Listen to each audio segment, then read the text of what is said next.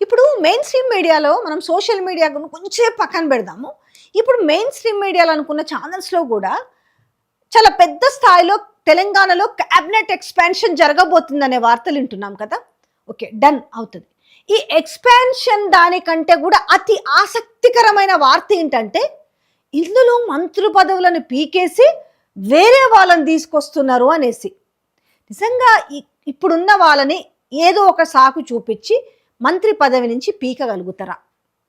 రేపు ఒకవేళ రాహుల్ గాంధీ దగ్గరికి పిలిచి హైకమాండ్ మీ పదవిని ఈ సందర్భంగా మీ మంత్రి పదవి నుంచి మిమ్మల్ని పీకేస్తున్నాము, మీరు గమ్మున ఉండండి అంటే ఉంటారా? ఇప్పుడు నేను వస్తున్న వార్తల ప్రకారమే చెప్తా. రాస్తున్న కొన్ని ఇంగ్లీష్ పత్రికల్లో కావచ్చు, వస్తున్న మీడియాలో వస్తున్న కథనాల గురించి, వస్తున్న థంబ్నెయిల్ గురించి మాట్లాడుకుందాం. అందులో ఉన్నది ఎవరిని? నలుగురిని మారుస్తారన్నారు. నలుగురిలో బీసీ మంత్రి పొన్నం ప్రభాకర్ని మారుస్తారు అన్నారు. పొన్నం ప్రభాకర్ను మార్చి ఒకవేళ ఛాన్సెస్ ఉంది ఆయనకు పీసీసీ పదవి ఇస్తారని చెప్పి, ఉన్న పీసీసీ మహేష్ కుమార్ గౌడ్ను తీసుకెళ్లి ఆయనకు మంత్రి పదవి ఇస్తారంట. ఇలా షెఫిల్ జరిగితే ఇది పెద్ద అవమానం లాగుండదా? ఇప్పుడు ఆల్రెడీ ఆయనకు ఎమ్మెల్సీ ఇచ్చారు, పీసీసీ చీఫ్ ఇచ్చారు.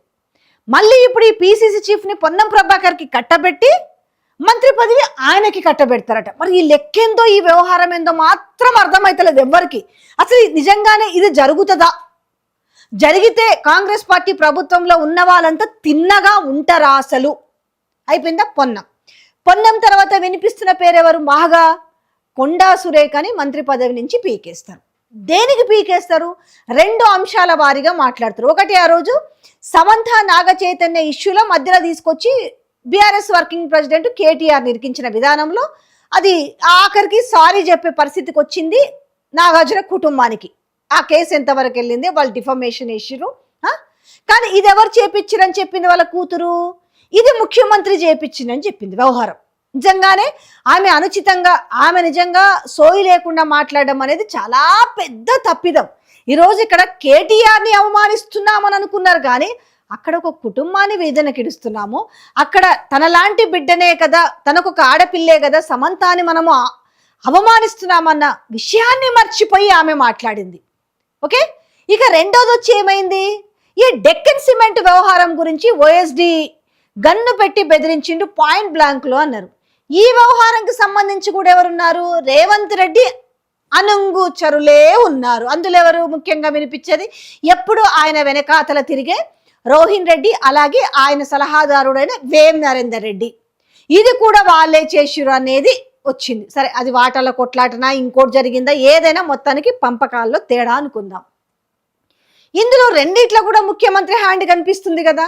మరి ఇప్పుడు ఈమె తప్పిదంగా చూపించి ఆమెను రేపు నిజంగానే తప్పించి ఆమె మంత్రి పదవిని కాస్త రేపు ఉత్తమ్ పద్మావతి రెడ్డికో లేకపోతే విజయశాంతికో ఇస్తే ఇప్పుడు లోపల నడుస్తున్న ఈ గుట్టులు, ఈ సీక్రెట్లు ఇదంతా ఆమె బ్రేక్ చేసే అవకాశం ఉండదా? ఇంకా నేనేమనుకుంటా తెలుసా, రేపు నిజంగానే ఈ అనుకున్నట్టుగానే వీళ్ళ మంత్రి పదవులకు స్వస్తి పలికితే నాలాంటి వాళ్ళు పెద్దగా ఇంకా నోర్చించుకోవాల్సినంత అవసరం ఉండదేమో అనిపిస్తుంది. ఎందుకంటే వాళ్ళే చెప్పేస్తారు, ఇంకా ఎపిసోడ్లు చెప్తారు. నిజంగా కొండా సురేఖ మౌనంగా ఉంటుందా? ఈ వీడియో చూస్తున్న వాళ్ళు ఎవరైనా కామెంట్ చేయొచ్చు. ఆమెని అందులో మహిళ దట్ బీసీ సామాజిక వర్గానికి చెందిన ఆమెను తీసేస్తే మొన్న పున్నా కైలాష్ నేత విషయంలోనే ఎంత హంగామా జరిగిందో విన్నాం.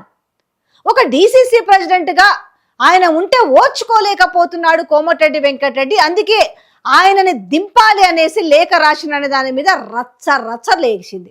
ఇట్లాంటి నేపథ్యంలో మరి ఒక బీసీ సామాజిక వర్గానికి చెందిన కొండా సురేఖని తప్పిస్తే ఆమె కాముగా ఉంటుందా కదా?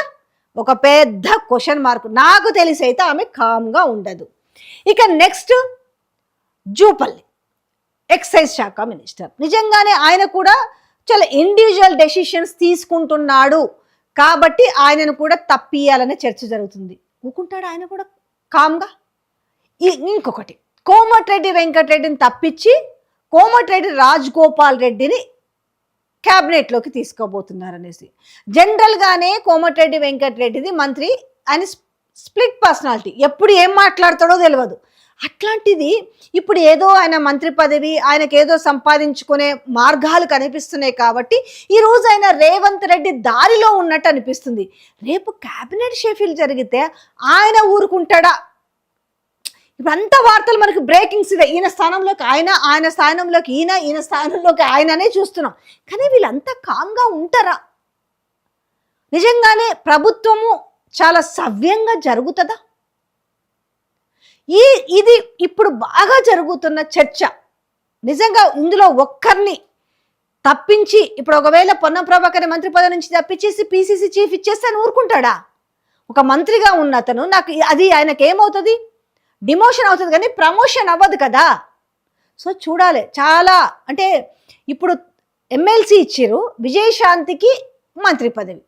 ఇప్పుడు ఇంకొకటి ఏం జరుగుతుందంటే, మంత్రి శ్రీధర్ బాబుకి ఇప్పుడు ఐటీ శాఖ ఉంది మెయిన్ శాఖల్లో భాగంగా, అది కాకుండా ఆయనకి హోమ్ మినిస్టర్ ఇస్తారు అని అన్నారు. మరి ఈ ఐటీని ఎవరికి ఇస్తారు? ఇది మరి రేపు సీఎం కిందనే ఉండబోతుందా? నిజంగానే ఇవి భారీ మార్పులు. కొత్తగా ఒక ఇద్దరికి క్యాబినెట్ పదవులు ఇవ్వడం వల్ల పెద్ద ఆశ్చర్యం ఉండదు. కానీ ఇక్కడ ఏమవుతుందంటే, ఉన్న వాళ్ళని పీకి పక్కన పెడితే ఏ రకంగా ఉండబోతుంది అనేది చాలా ఆసక్తికరమైన విషయమే. అందరు కూడా వెయిట్ చేస్తున్నారు. అంటే ఈ పీకేసిన తర్వాత పీకగలుగుతారా? ఫస్ట్ పీకే దమ్ముందా? పోస్టులు పీకే దమ్ముందా? ఒకవేళ తీసి పోస్టులు ఊస్తన్న తర్వాత వీళ్ళు కామ్గా ఉంటారా? తర్వాత ఏం జరగబోతుంది అనేది ఒక సస్పెన్స్ థ్రిల్లర్ మూవీ అందామా, లేకపోతే వెబ్ సిరీస్ అందామా, చాలా ఆసక్తికరంగా ఉంటుంది కదా. ఇప్పుడు ప్రస్తుతం ఈ వార్తల్లో కూడా ఏం జరగబోతుందనే ఆసక్తి కూడా అంతే రేకెత్తిస్తుంది.